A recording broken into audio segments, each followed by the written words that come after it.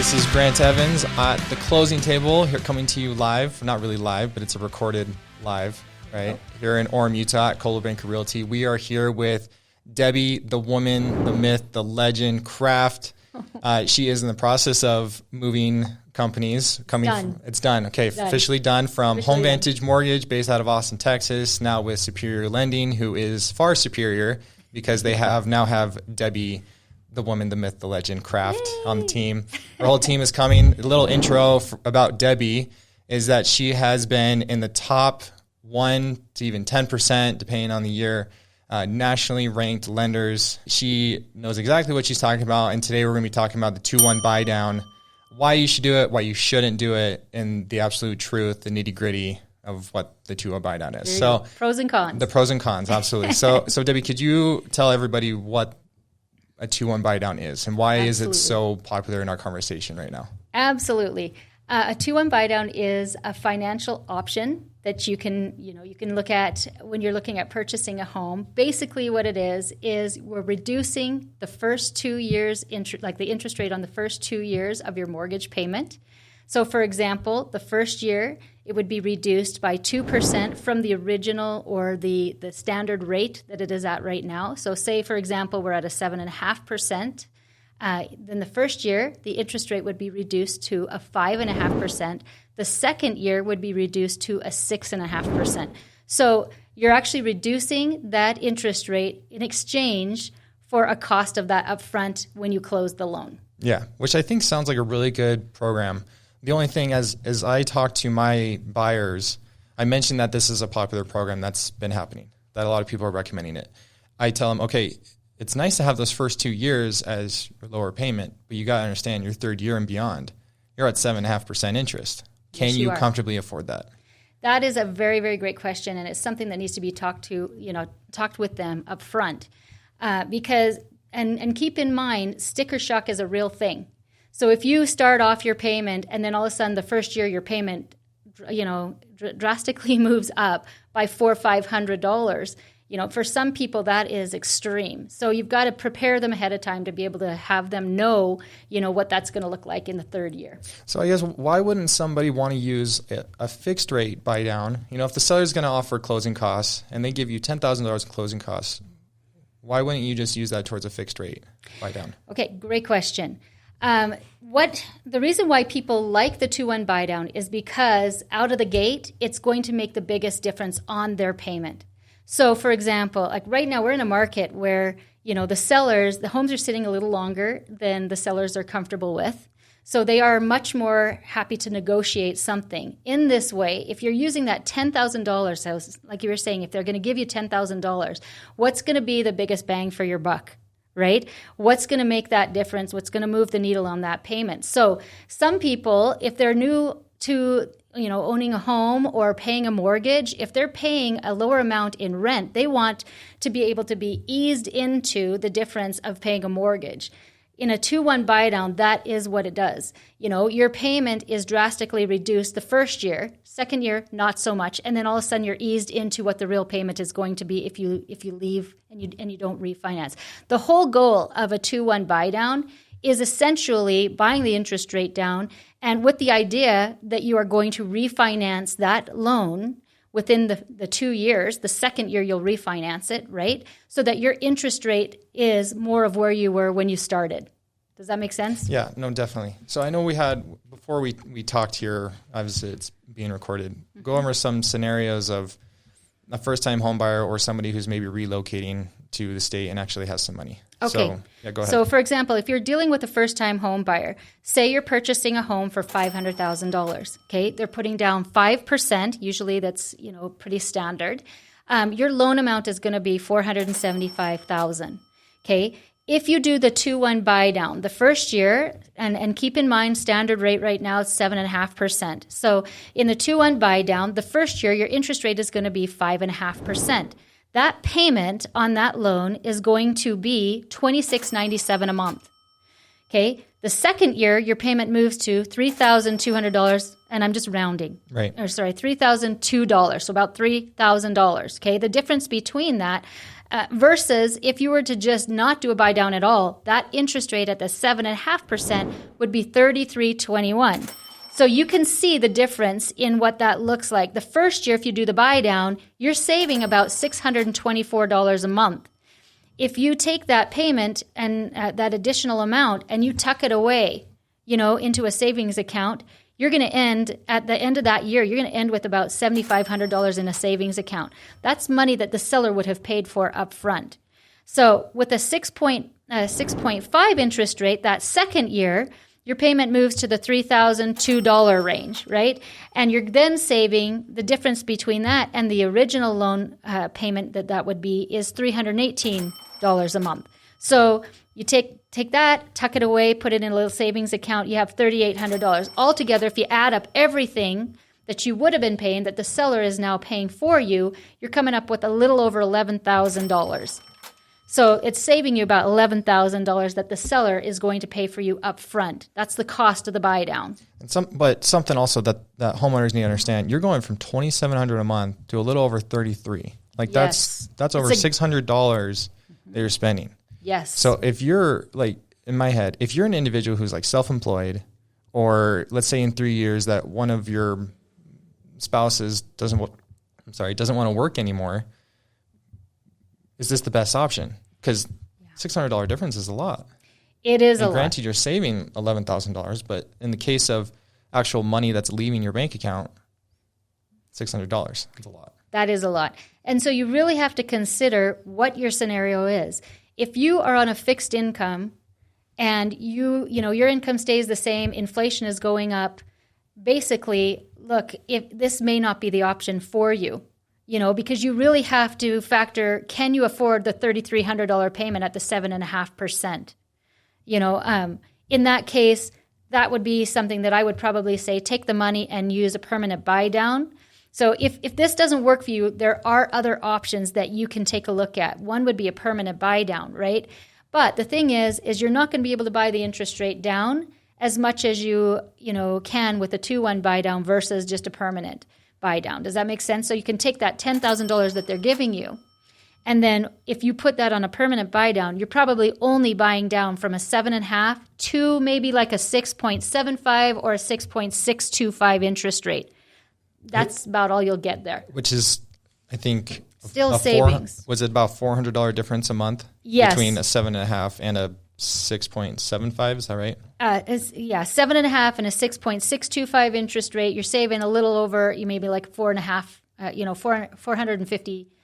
month. So really, you're going from this $3,300 that we talked about before at 7.5. Right. You're taking payment down about $400. $400. So you're at $2,900 a month. Yes. Around there. So every homeowner needs to understand that you need to understand that you need to like the house. Like the house, you need to, consider how long are you going to be in there? What is your risk factor there? Because if you're going to be in a short period of time, say you buy this home, you have the seller pay a 2-1 buy down. You're only going to be in the property maybe 2 years. It's perfect, right? Because that third year, the payment goes up. You're never going to pay that anyway. So you need to talk with a loan officer that's going to look at your scenario and really dive in and say, okay, which option is best for you in running those numbers. The other thing, too, is when you're doing a permanent buy down, they have to know, basically, you've got to do the math and figure out how long is it going to take you to recoup the cost of that buy down, right? And so, for example, on a permanent buy down, you can do a 6.75 interest rate. That may cost you, $8,600. If you go to a 6.625 interest rate, it can cost you $12,000. That's a huge difference in those $3,400 difference between those two, when only that changes your payment about $33 a month. From 6.7 to 6.625. Exactly. Yeah, it doesn't make any sense to do that, especially when it costs $4,000 more to go between that 0.1% difference. It's an eighth of a point. Eighth of a point. It doesn't make any sense. It would take you 8.5 years to make up the difference of that. So now I'm gonna kind of stir the pot here, Debbie. Okay. I'm gonna lay this on you. So there's this big saying right now that I personally have a hard time dealing with. It's marry the house and date the rate. Right? Okay. It's a big saying that's going on right now. I've heard it 5,000 times in the last 3 days. Yes, you probably have. I don't like it because it's putting hope on a buyer that is like, hey, hopefully interest rates are going to be better in 3 years. What if they're not? Right. You still need to be comfortable with 7.5. And I don't want to be the agent who's going to get a call from a buyer that says, hey, I'm upside down in my house. Right. I need to sell. Right. Oh, shoot. Right. You know? I mean, granted, it's in the lender's best interest to call, like to receive a call from a borrower or a homeowner and says, hey, I'm struggling on my payment here. Yes. Can you help me out? Exactly. You want to go back to the professional. Right, and exactly. you, of course, you're an excellent agent, and you know what I mean? You take care of people, which I love, about you. Well, I'll be brutally honest with my buyers and say, look, if you're going to do a 2-1 buy down, what are you looking like in 3 years? Right. And granted, we talked about this before too. Like, there's a win, draw, win situation with it. Yes. The first scenario, you win because you go from 7.5 to 5.5, and let's say in 3 years, now you're at 7.5. The interest rate, the fixed interest rate now is at 5.5. Well, now you won. You can refinance. You can go back. You can roll the closing costs of the refinance back into the loan, however you like to do it. The draw, that let's say in 3 years the interest rate is at 7.5%. Well, you didn't really win or lose. That's just how life is now. And the other win, let's say interest rates are now 10% in 3 years. You've won because you got 7.5%, and now you're not paying 10%. Right? Now, a lot of buyers might think like, okay, well, prices might come down and things like that. Look, like my personal opinion, there's really never a good time to buy a house, I think. Okay. Because there's always like, what if this happens? What if the recession happens this way? Or what if, I remember my buyers, they stopped buying in 2020 because they're like, oh, there's a pandemic. I'm not going to buy. Right. Well, now they're looking should have bought 2 years later, and they're saying we should have bought. The best time to buy a house is always 5 years ago. So right? true. And every single homeowner will tell you that. I wish I bought my house 5 years ago. Yes.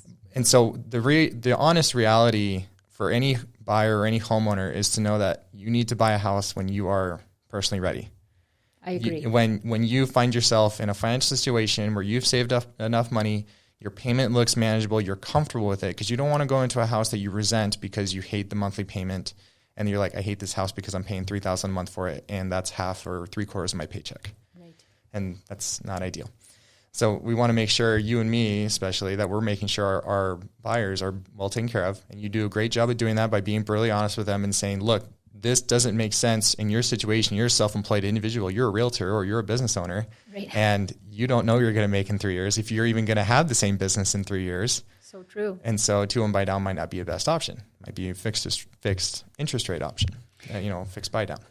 As a lender, we can help protect our buyers from the sticker shock, from that raising payment, because we are going to underwrite that file as if they had to qualify at the 7.5%.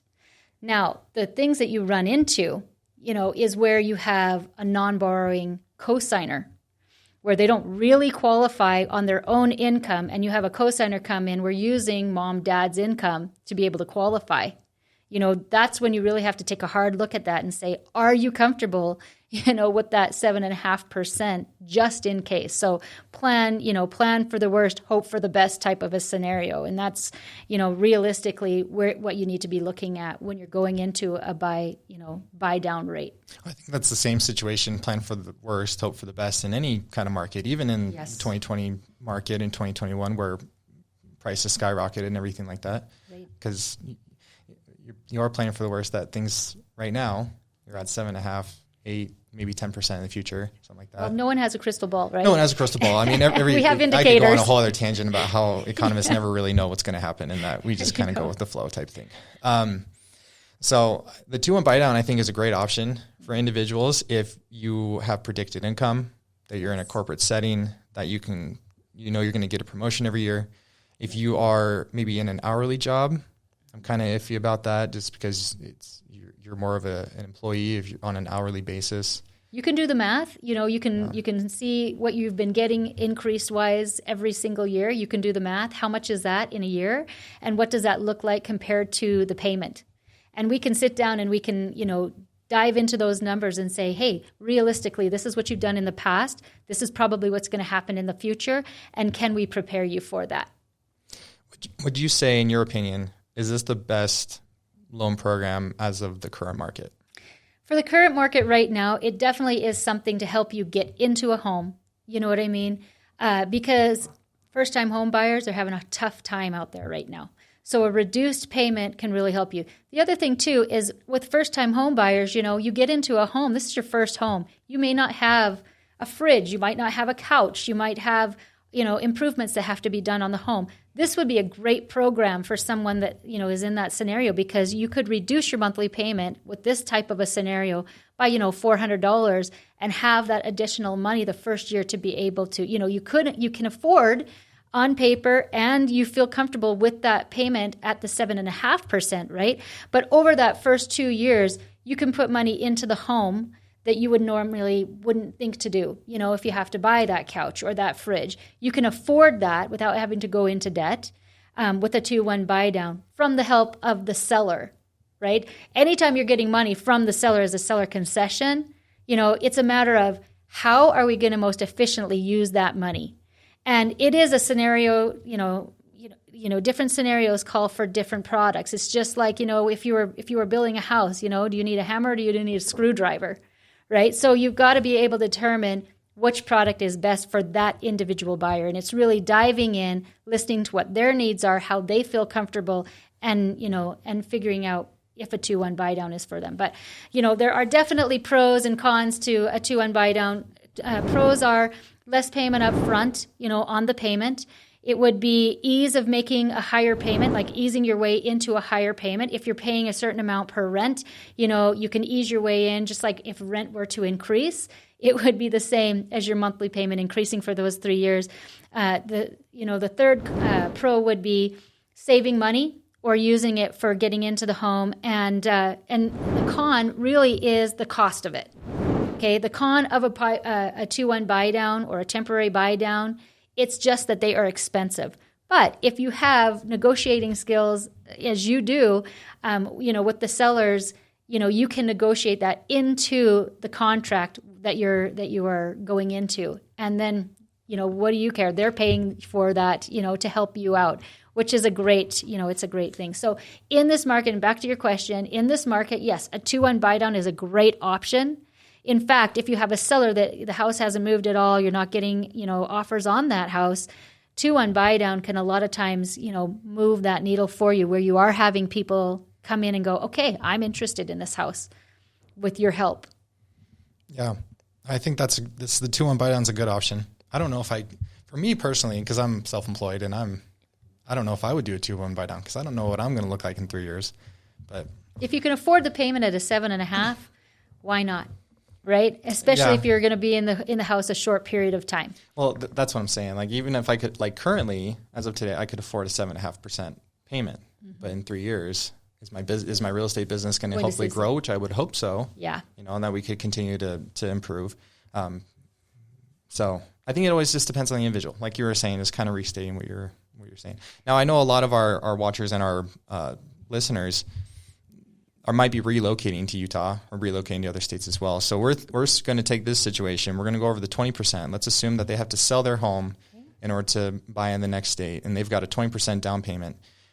Are we going to look at the same savings of a first-time home buyer at 5%, or are we going to see roughly the same? You're going to see a difference. So for a 20% down, it is going to change those numbers dramatically. So for a 20% down, we're still at the 7.5% rate, right? If we're going down to a 5.5% rate that first year, payment then changes $2,271 a month versus a $2,800 payment. So you're looking at a little over $500 there of a decrease that first year. Then the second year it goes to a 6.5% interest rate, which puts your payment at about a little over $2,500 a month. So you're saving about $270 a month in that scenario. So the buy down is going to cost about $9,500, $9,500. That can be negotiated in the contract. They pay that buy down. Again, your payment is reduced, the first and the second year, and then your payment the third year would end up being the $2,800. So feel comfortable with the 28, knowing that your buy down is going to take you down from about 23 to 25, a little over $2,500 a month that first and second year, and the savings would be there. Versus if you take that same $10,000 and you use that on a permanent buy down, not a 2-1 buy down, these are your options. 2-1 buy down, or use that to buy down the interest rate. You can do that.